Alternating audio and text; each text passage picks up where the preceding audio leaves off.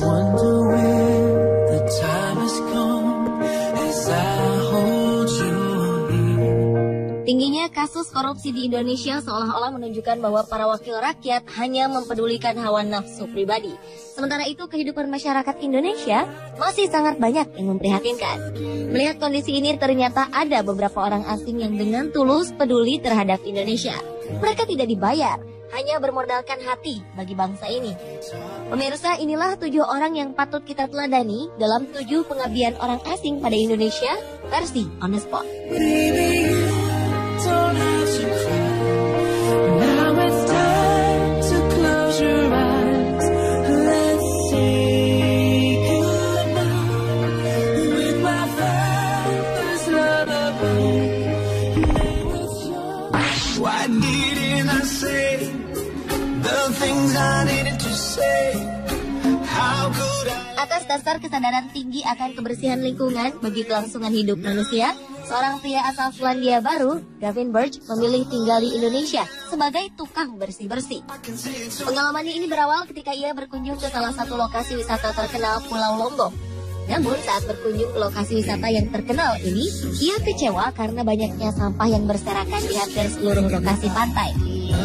Gavin Birch kemudian mulai memunguti sampah dengan menggunakan kantong semen. Ketertarikan Gavin Birch terhadap kebersihan Pulau Lombok rupanya semakin menjadi. Ia bahkan rela menjual rumahnya di Australia untuk membangun sebuah kaktus tempat masyarakat dapat menyalurkan hajat mereka. Perjuangannya pun tidak sia-sia. Masyarakat sedikit demi sedikit mulai menjalin kerjasama dan membentuk sebuah lembaga bernama Yayasan Sosial Cinta Lingkungan Lombok dan Sumbawa. Sungguh sebuah pengorbanan yang sangat besar, mengingat Indonesia bukanlah tanah airnya. Gavin Birch kini telah tiada dan ia menutup mata selamanya di negara yang ia cintai, Indonesia.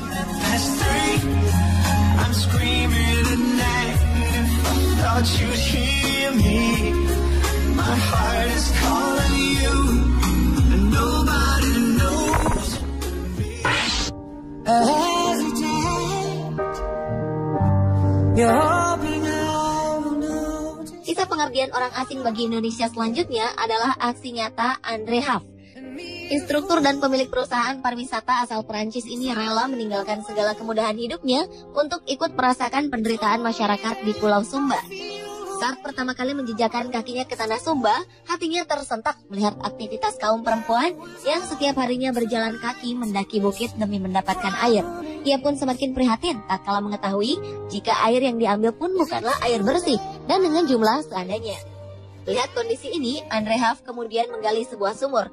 Ia lalu mencari desa lain yang juga mempunyai permasalahan air bersih dan kemudian membuatkan sumur. Hingga akhirnya tanpa terasa sudah sekitar 25 sumur berhasil ia gali. Walaupun tidak memiliki keinginan untuk berpindah kewarganegaraan, Andre Huff tetap memiliki impian untuk menjadikan Sumba sebagai daerah yang terus berkembang menjadi lebih baik.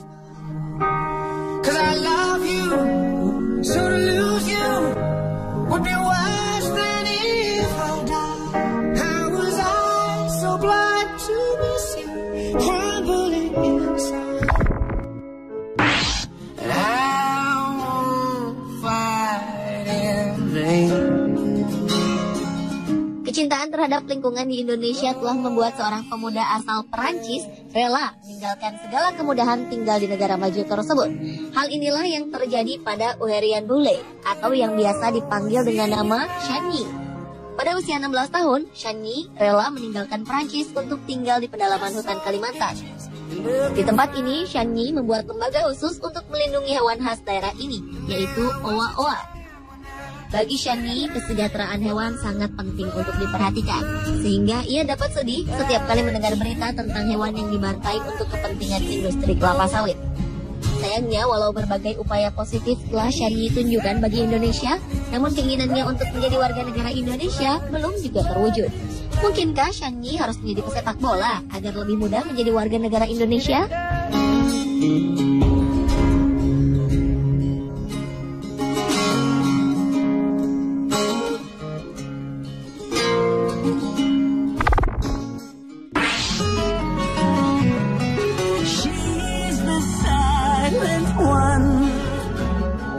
Kecintaan terhadap pegiat lingkungan di Indonesia, khususnya di Pulau Samosir, Sumatera Utara, membuat Annette Hosman rela bersusah payah memunguti sampah di Danau Toba yang terkenal.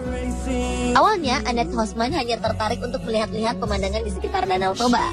Namun, karena lokasi wisata yang dikunjunginya saat itu dalam keadaan kotor, ia pun memutuskan tinggal lebih lama dan membersihkan eceng gondok yang tumbuh semakin liar. Annette Hosman menyadari jika tanaman itu dibiarkan tumbuh, maka ekosistem di Danau Toba akan sangat terganggu. Selain itu, ia pun giat mengampanyekan gerakan anti buang sampah ke Danau Toba. Karena kecintaannya terhadap Indonesia, Annette Hosman sebenarnya sangat ingin menjadi bagian utuh dari NKRI.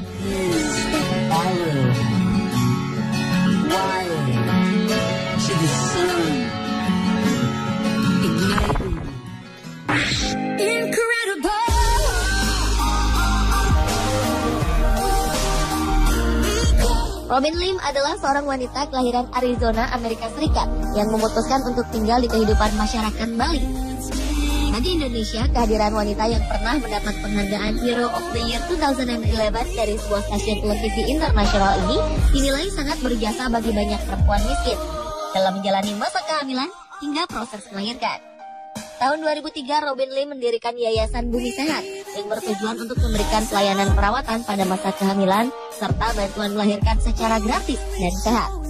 Sang bidan ingin mengurangi angka kematian anak dan ibu pada proses kelahiran yang menurutnya masih tinggi di kawasan Asia. Motivasi ini rupanya didapat dari pengalaman pribadi, di mana ia ditinggalkan oleh beberapa kerabatnya setelah menjalani proses persalinan.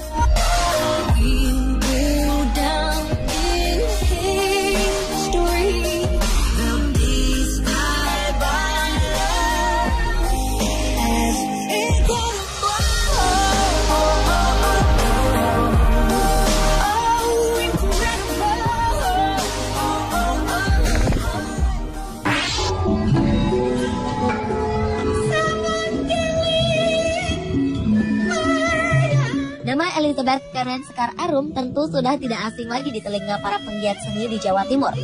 Pendiri Padepokan Seni Mangun Dharma Malang ini bertekad untuk menghidupkan kembali seni tradisional yang mulai terpinggirkan. Elizabeth Karen kini menjelma menjadi salah satu sinden dengan kemampuannya yang luar biasa. Wanita kelahiran Chicago, Amerika Serikat ini pertama kali berkunjung ke Indonesia saat ayahnya mengemban tugas sebagai salah satu dosen pengajar di Universitas Gadjah Mada, Yogyakarta pada akhir 1960-an. Walau hanya sebentar tinggal di Indonesia, pengalaman masa kecilnya tentang kebudayaan Jawa akhirnya membuat Elizabeth Karen memutuskan untuk kembali ke tanah Jawa pada 1990. Dan sejak itulah ia benar-benar mendalami kebudayaan Jawa sebagai sesuatu yang amat dicintainya. Dalam perjalanannya mendalami kesenian Jawa, ia kemudian menikah dengan Muhammad Soleh Adi Pramono, seorang dalang dan seniman tradisi asal Kota Malang, Jawa Timur.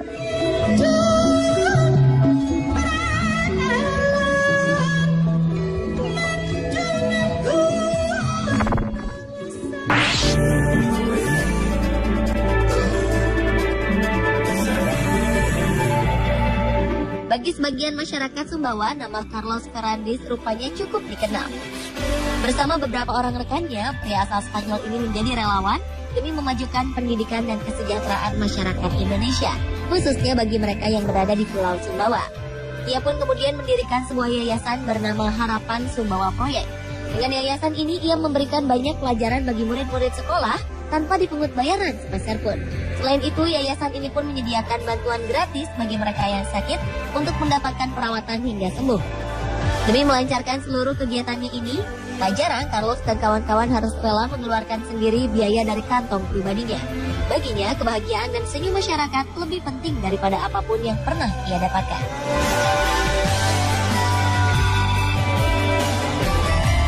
Pemirsa, itulah 7 pengabdian orang asing pada Indonesia versi On The Spot.